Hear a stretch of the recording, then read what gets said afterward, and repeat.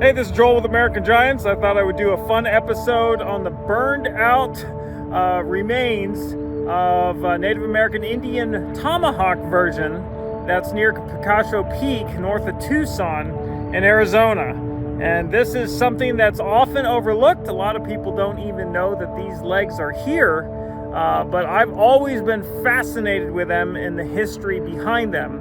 The history actually starts over here on the other side of the parking lot. And if we go up here against the mountains so you can actually see the mountains, this area here is where this story starts. And right behind me used to be what was called the trading post. And the trading post was a rustic building that had the letters trading post on it, and also an advertisement for cocktails. So I guess you could get cocktails here as well. And it stood right here behind me, and that's what arrived on this spot first. We're right off of I-10, and this would have been an exit you could take and you could come to the trading post. The trading post probably was built in the 60s, maybe the 50s, I'm really not sure, but eventually a sign and a huge massive pole, actually probably about the same time the trading post was built, was also erected.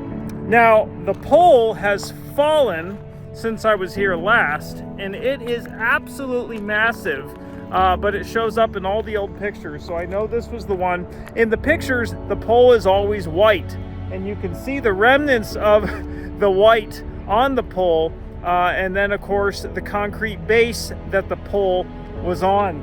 Now what's really interesting here, and you know me, I get into all this goofy history, but back then the sign for the trading post was actually right here, and you can still see behind me there the remnants of the sign stuck in the dirt. The pole came out of this massive concrete slab here, and on the front side of it, right in front of the pole, would have been the Muffler Man. Eventually, not right away, but eventually in the late 60s or the early 70s, they ordered a tomahawk version Native American Indian Muffler Man. Now, International Fiberglass made 3 American Indian Muffler Men. They made the chief with a full headdress, and then they made a brave version that had a feather or so, and looked a lot like the chief but without the full headdress. And then they made what I call a tomahawk version, and this version was a little different.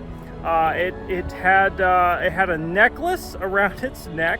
It had ruffles on its pant legs, it had a cloth around its waist, different moccasins, and it held a tomahawk.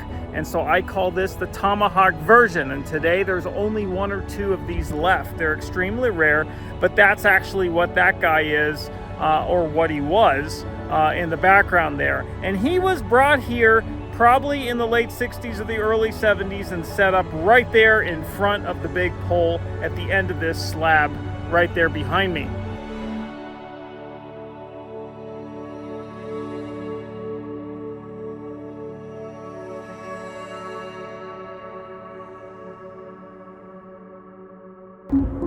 Just to give you an idea of how long the pole was that stood here, I can walk down it here. It's got to be over 100 feet. And at the top here, you can see what's left of a pulley system, probably to raise a flag. But that thing has fallen since I've been here last, all the way from its original location there next to the sign and the Muffler Man.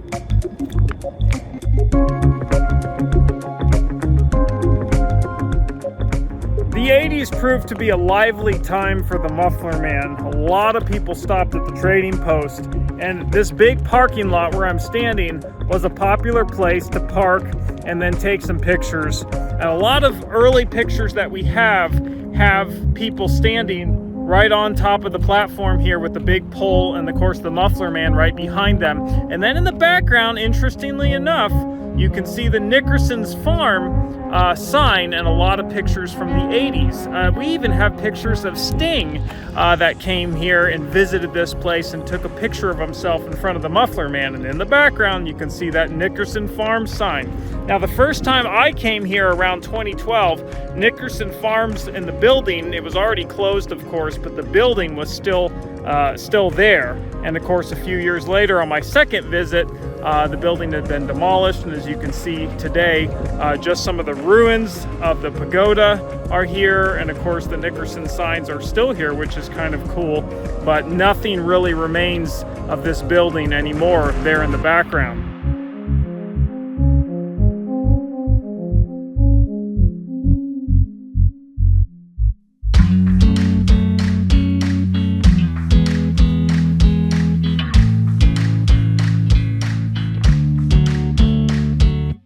Not only was this Indian an attraction, but he also was noticed by film companies. In 1993, the producers of the film Bodies, Rest and Motion were filming and scouting this area, and they realized that this Indian would be a good addition to the film, and it was actually used as a prop. They got permission to take it down, and they moved it. I don't really know exactly where they moved it. If you watch the movie, there's a few scenes where this giant appears at a gas station in a desolate, remote area, probably within 50 miles of this spot, maybe much less. I really don't know.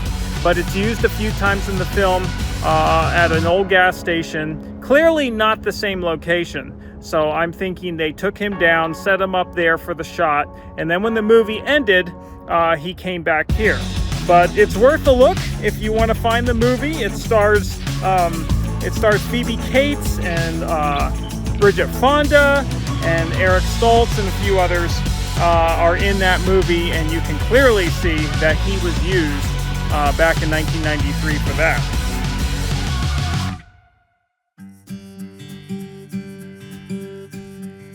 At some point, the building that used to stand there, the original Trading Post building, either was demolished or it burned down, and so things changed up a little bit.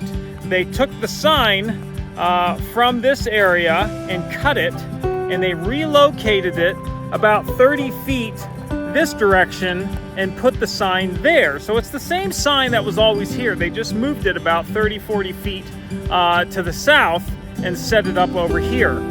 They also built a building that was long and narrow that ran right along here. This is actually what's left of the foundation and the sidewalk you would have walked on, and then you would have entered the building, and it was like Indian jewelry and souvenirs and so on. And they moved the Muffler Man, again with the sign, 40 feet from its location right here. So it's and the only thing they left was the big concrete slab and the massive flagpole in the original position, and everything was moved over here. And that probably happened in the late 90s. And so the former building location was turned into a parking lot, and now you have an antique shop right here.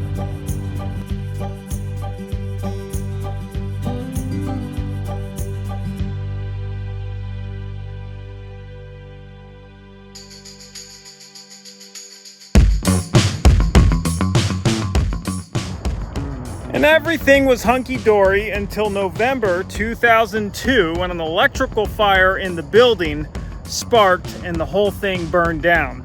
Now, the building no longer exists, obviously, but you can see the ruins behind me in the rubble from that building. And we're on the sidewalk, and the entrance would have been right here. Unfortunately, the Muffler Man, which was right there, was very close to the fire. And before the fire department could do anything about it, most of the giant burned down, leaving the firemen only to put out what was left of the legs.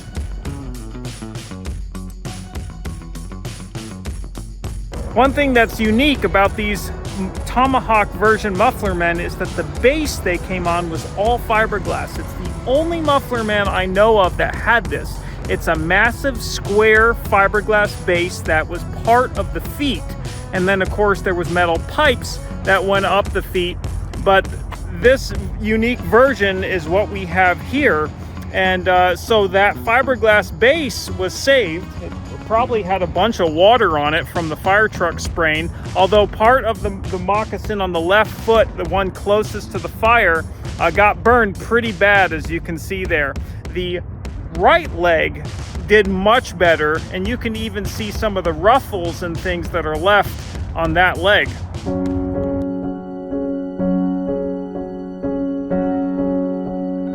By 2003, there was just a pile of rubble here and what's left of the Muffler Man. But what was interesting in those days is there was pieces of him that were still there.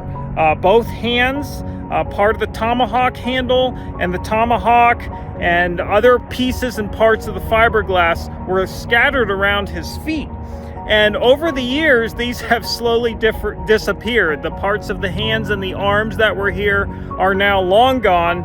And if you look closely, actually, you can still see down in there on the rocks, that's fiberglass pieces from the Indian, probably a little higher up. That looks like a piece that went around his waist. And there's still some fiberglass down in here that are remnants of him that were only partially burned.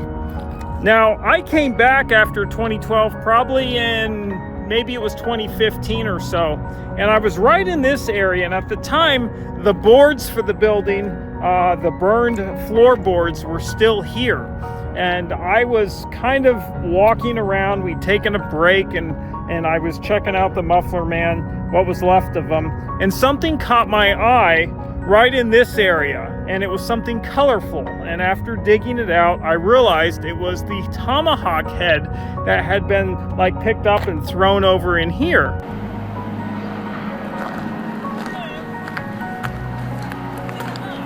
What is it? Tomahawk.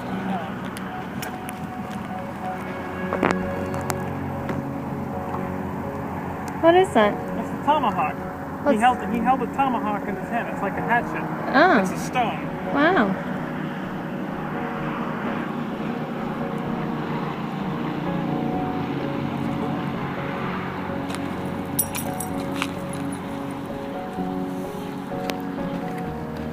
See how it's made of foam inside? Yeah.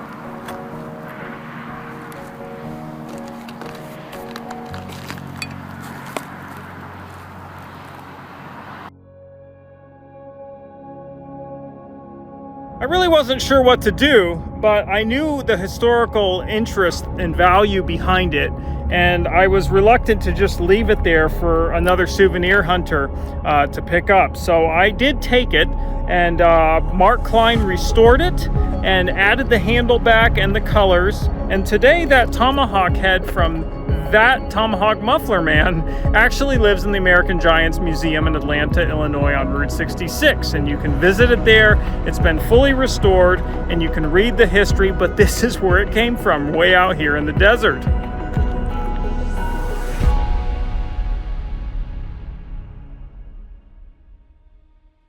I remember when I first started coming here, all the lettering, or most of it, was still in the sign that had the trading post lettering in there.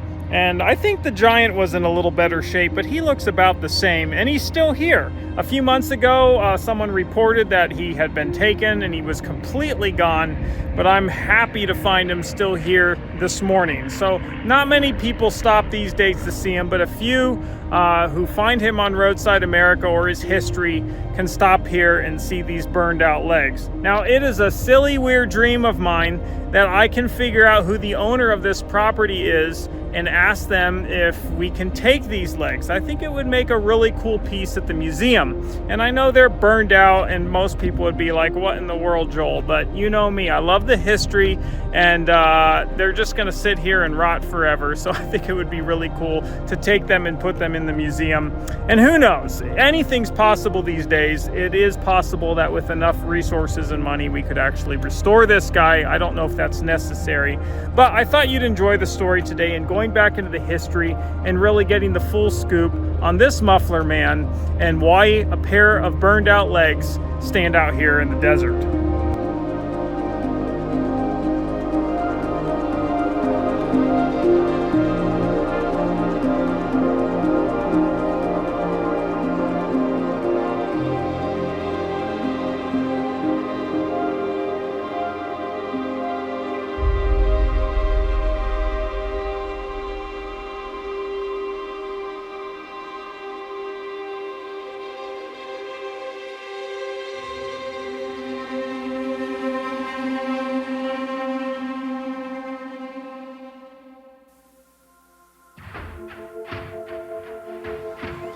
I'm in Battle Lake, Minnesota, and this is just a really great experience for me.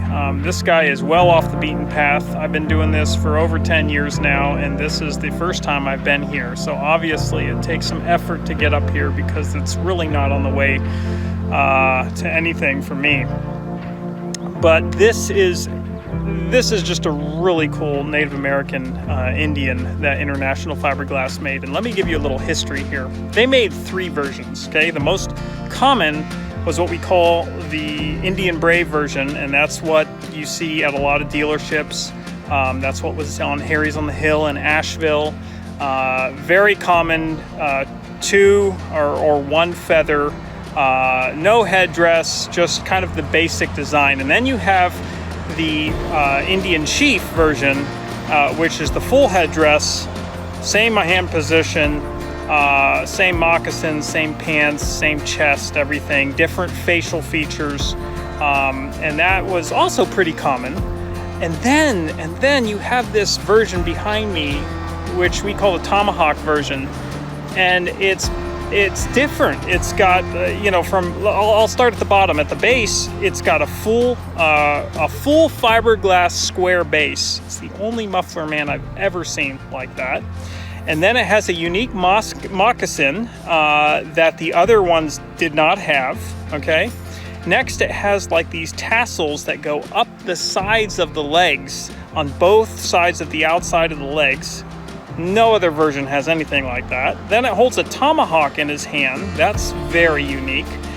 Then it has like this cloth around the waist. As you go up, it has the standard chest, but then as you go up, it has a necklace, which is completely unique. And then at the very top, it has a headdress. Now, the other versions of this guy I've seen have a unique headdress that's not quite as full as the other Chief Muffler Man, but this headdress is just one of a kind, and it goes all the way down his back, all the way to his waist. So they really went all out on this one. But this version is the version that burned north of Tucson. The legs are still there today if you ever visit, but the rest of it burned in the fire when the building it was next to burned down. And then there's this version near Asheville, North Carolina, not to be confused with Harry's on the Hill, but at a high school nearby. And then I think that's it. That's all that's left, because the other versions, there was another version of it at I think in Minnesota near Minneapolis at a hotel, and that was torn down and destroyed. And the one in Tucson I said burned. And then, the only other one you're going to find is the legs of one of these guys is behind the Livingston and the Pink Elephant Antique Place in Livingston. And that's it. So extremely, extremely rare version. So I'm just tickled to be up here in Battle Lake, Minnesota, and actually can check this guy out in person.